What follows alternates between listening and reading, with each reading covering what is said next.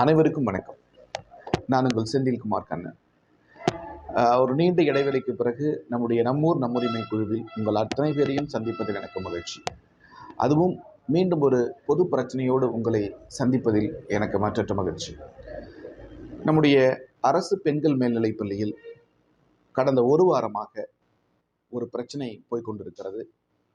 அது சம்பந்தப்பட்டு பெற்றோர்களும் பல்வேறு புகார்களை நம்முடைய குழுவில் தெரிவித்த வண்ணம் இருக்கிறார்கள். அவற்றையெல்லாம் விசாரித்த பிறகு அது பற்றி நாம் பேசலாம். அவசரப்பட்டு எதுவும் பேசிவிடக்கூடாது. என்ன நடந்து கொண்டிருக்கிறது என்கிற உண்மை தெரியாமல் நாம் பேசிவிடக்கூடாது என்கிற காரணத்திற்காக ஒரு 2-3 நாட்களாக அங்கே என்ன நடக்கிறது என்பதை பற்றி விரிவாக விசாரித்ததில் சில முடிவுகள் நமக்கு கிடைத்திருக்கிறது. தானிப்பாடி அரசு பெண்கள் மேல்நிலைப் பள்ளியில் துணை மருத்துவ படிப்புகளுக்கான, அதாவது BSc nursing, B Pharm, BPT, BOT மற்றும் பிஎஸ்சி அலைடு ஹெல்த் சயின்ஸ் என்று சொல்லப்படுகிற அந்த துணை மருத்துவ படிப்புகளுக்கான விண்ணப்பங்களை இப்பொழுது ஆன்லைனில் பதிவு செய்து கொண்டிருக்கிறார்கள். அரசாங்கத்தினுடைய இறுதி நாள் இன்னும் ஒரு 15 நாட்கள் இருக்கிறது. அதற்கான காலக்கெடு. அதற்குள்ளாக உங்கள் அப்ளிகேஷனை போட்டுவிட வேண்டும். ஆன்லைனில் அப்ளிகேஷன் செய்கிற பொழுது அந்த மாணவனுடைய அப்ளிகேஷனில் கண்டிப்பாக ஒரு கட்டாயம் ஒரு போனோஃபைட் சர்டிஃபிகேட் இருக்க வேண்டும். 6ஆம் வகுப்பு முதல் 12ஆம் வகுப்பு வரை நீங்கள் அந்த பள்ளியில் படித்தீர்கள் என்பதற்கான ஒரு போனோஃபைட் சர்டிஃபிகேட்டை வாங்கி வந்து அதற்கு கூட அட்டாச் பண்ணி நம்ம இணைச்சோம்னா மட்டும்தான் நமக்கு அந்த அப்ளிகேஷனை ஆன்லைனில் அப்ளை ஆகுது. அப்படி இல்லைன்னா அந்த அப்ளிகேஷன் தள்ளுபடி செய்யப்படுகிறது. இதற்காக பெற்றோர்கள் அந்த பள்ளியில் சென்று கேட்டதாகவும், அதற்கு அவர்கள் சரியான பதிலை சொல்லவில்லை, முன்னுக்கு பின் முரணாகவும் மரியாதை குறைவாக பேசியதாகவும் சொல்லப்படுகிறது. இது சாதாரண பெற்றோர்களாக இருந்தாலும் சரி, அல்லது நம்முடைய ஊராட்சி மன்றத்தினுடைய உறுப்பினர் ஒருவரே, ஊராட்சி மன்ற உறுப்பினர், மக்கள் பிரதிநிதி ஒருவருக்கே அப்படிப்பட்ட அனுபவம் இப்போது நேர்ந்திருக்கிறது. அவரும் அதை என்னிடத்திலே சொன்னார்.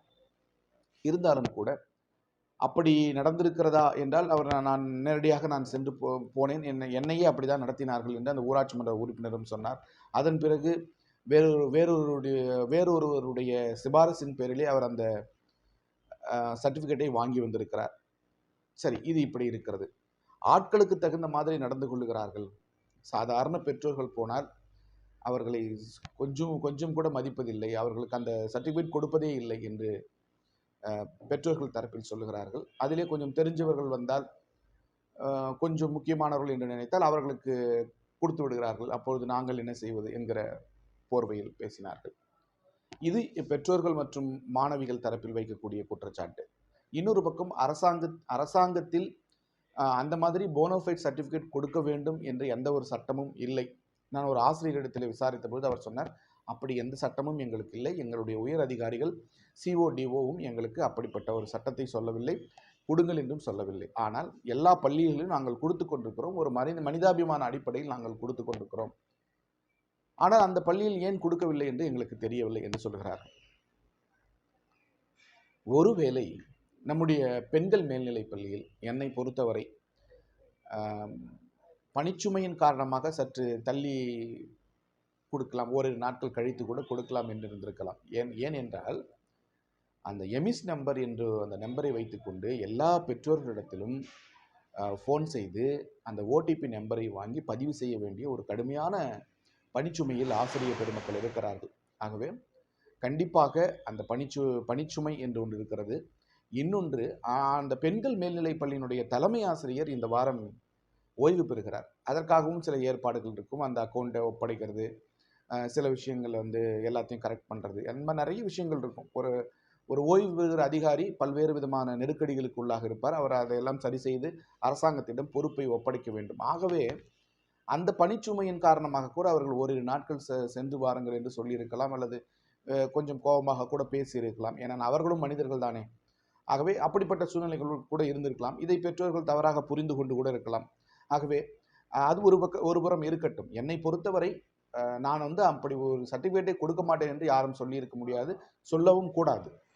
கண்டிப்பாக எல்லா இடத்திலும் கொடுத்திருக்கிறார்கள். நீங்களும் கண்டிப்பாக கொடுத்து தான் ஆக வேண்டும். ஒருவேளை இந்த பணிச்சூழலின் காரணமாக, அழுத்தத்தின் காரணமாக அவர்கள் 2 நாட்கள் தள்ளி கொடுக்கலாம் என்று கூட முடிவு செய்திருக்கலாம். இருக்கட்டும்.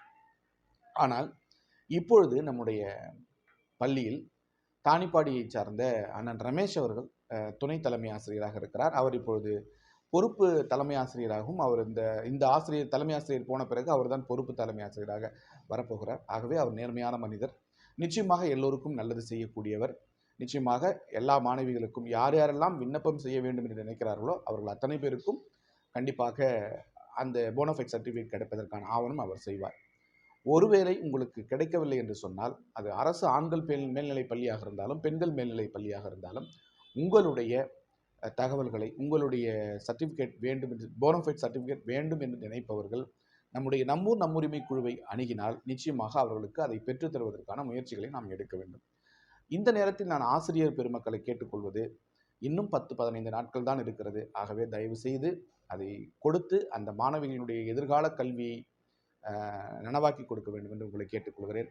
பெற்றோர் தரப்பிலும் தேவையில்லாமல் ஆசிரியர் பெருமக்களுக்கு அழுத்தம் தர வேண்டாம். நிச்சயமாக அவர்கள் செய்வார்கள். ஓரிரு நாட்கள் முன்பின் ஆகலாம், ஆனால் கண்டிப்பாக செய்து கொடுப்பார்கள். பொறுமை காப்போம். மேலும் இது போன்ற பல தகவல்களை மக்களிடத்திலே கொண்டு சேர்ப்பதற்காக தொடர்ந்து நம்மூர் நம்முரிமை குழு பாடுபட்டு கொண்டே இருக்கும். உண்மையை அலசி நேர்மையை, உண்மையை மட்டும் ஊருக்கு உறக்கச் சொல்வோம். நன்றி, வணக்கம்.